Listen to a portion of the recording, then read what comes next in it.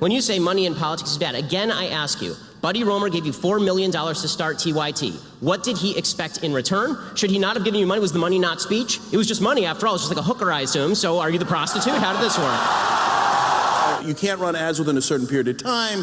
You have public financing versus private financing. Those are rules around an election. That is a completely different issue than the government saying randomly you can and you can't invest in businesses. Why? So you're conflating those two issues that have nothing to do with one another. Why? So let's just What does why mean? Because it's those a, are because two, hey, why, you know, you believe in education, so why don't you believe in health care? Because it's a free country, and I get to spend my money wherever I damn well please. My point is that overall, if you're talking about the level of government spending, it needs to go down, and you believe that it really needs to go up. Okay, so it's disingenuous. It depends. It's not on war, does it? No, but overall. Not on the war on drugs. Not on so many of those wasteful programs. It depends. But overall, you want the federal budget increased. Overall, I would like the federal budget decreased. To pretend that this is not true is to lie. Okay, and when you suggest that there is no difference between, you know, we just have different visions of what the government should cover, these things cost different things. Okay, the war in Iraq was very expensive. You know what's more expensive? Social Security, Medicare, and Medicaid. All of these are vastly more expensive than the war in Iraq and Afghanistan. Into it. But this myth that spending is inherently better for an economy than saving, that's only true if you're talking about somebody's actually taking the cash and just shoving it into their mattress. Banks are in the business of lending.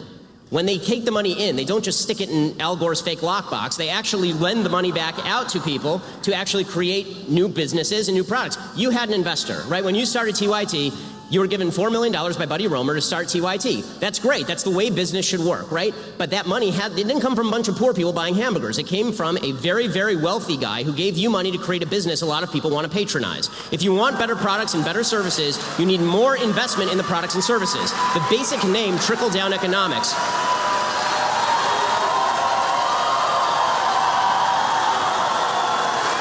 The basic name trickle-down economics is not something that any conservative even proposed. It's a leftist revision of what economics actually is, because you're not giving me the money.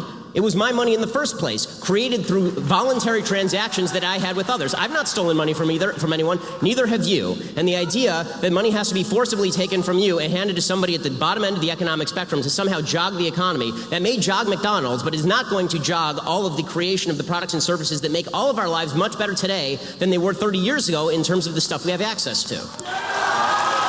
The problem with Medicare for all is that when people say that it's affordable, this isn't affordable to the person who has the Medicare. It is not affordable to the country. In fact, it is so unaffordable to the country that the state of California was a nut job leftist state, just refused to even pass Medicare for all because it would have immediately doubled the debt.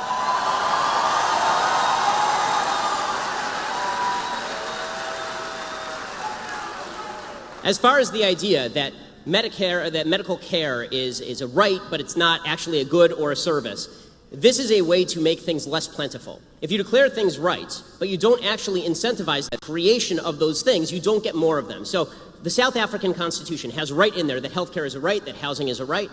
The fact is that you don't have good housing or healthcare in South Africa because just declaring things rights does not make them appear. What makes more things appear is a market-based system that creates more doctors, that creates more medical care, that creates more incentive for people to join up. This is why I say that it is better to treat things as goods than as rights, because declaring something a right just means that you have the right to steal it from me.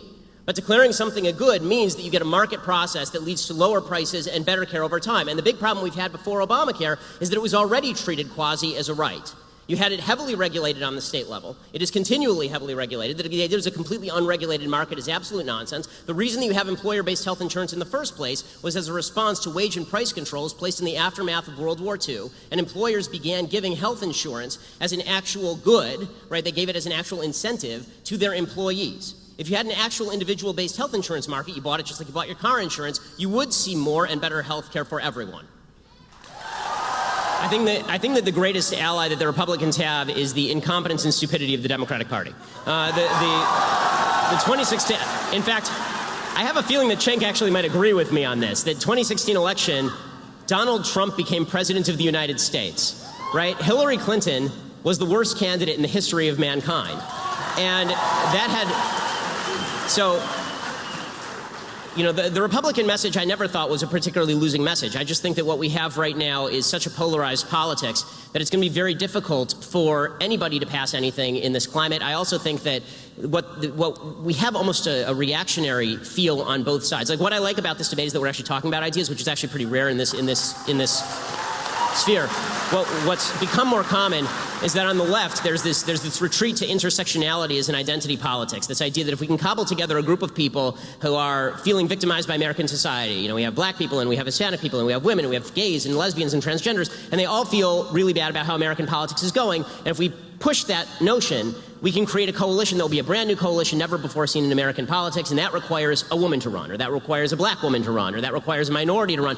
If they do that, then what you're going to see from, and I think in an equally nasty way, from the right is a response that says, okay, well, if you're going to do identity politics, you will see some white identity politics from the right, which I think is really negative.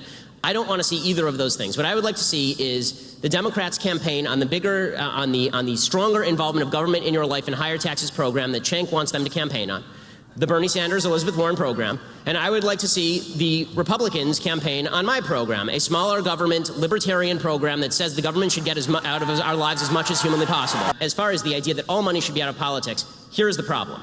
Okay, TYT, we both have corporations, and we expound upon politics every single day. And we motivate thousands of people, right, every day on both sides of the aisle. That is effectively an in-kind contribution. Now, you campaigned with Bernie Sanders. Did you do it because you expected? That's fine. Did you do that because you supported Bernie Sanders, or did you do that because you expected some gimme for TYT in return?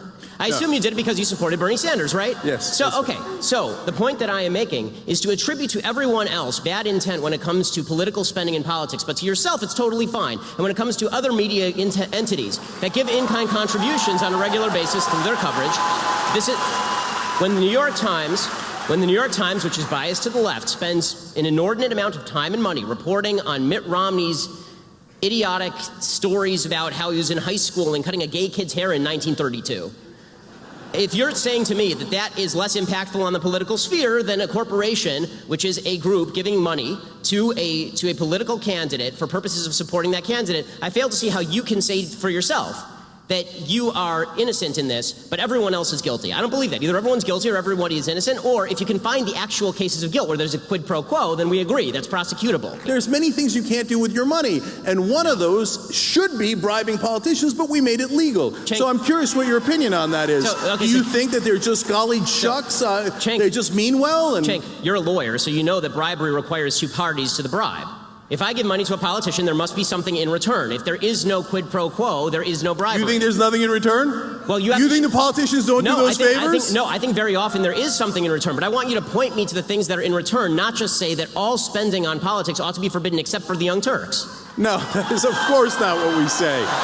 If you want to get money out of politics and then you said the Young Turks cannot donate money to politicians, I'd say, of course, that's the whole point of getting money out of politics. Wait, so so this idea that you, Cenk, come on. It's so disingenuous. Even if you're a Republican and you're a conservative, you think there isn't crony capitalism? You think that $4.4 trillion that went in subsidies isn't because they got campaign donations? You know it's because they got campaign donations. Cenk, okay, final question. This is going to be the last word on Final this. thing here on this, okay? Final question on this. So, Young Turks is super successful. We have 80 million uniques. It's wonderful. Do you think Bernie Sanders would care more if you gave him $10,000 or if you dedicated your entire network to kissing his ass for an election cycle?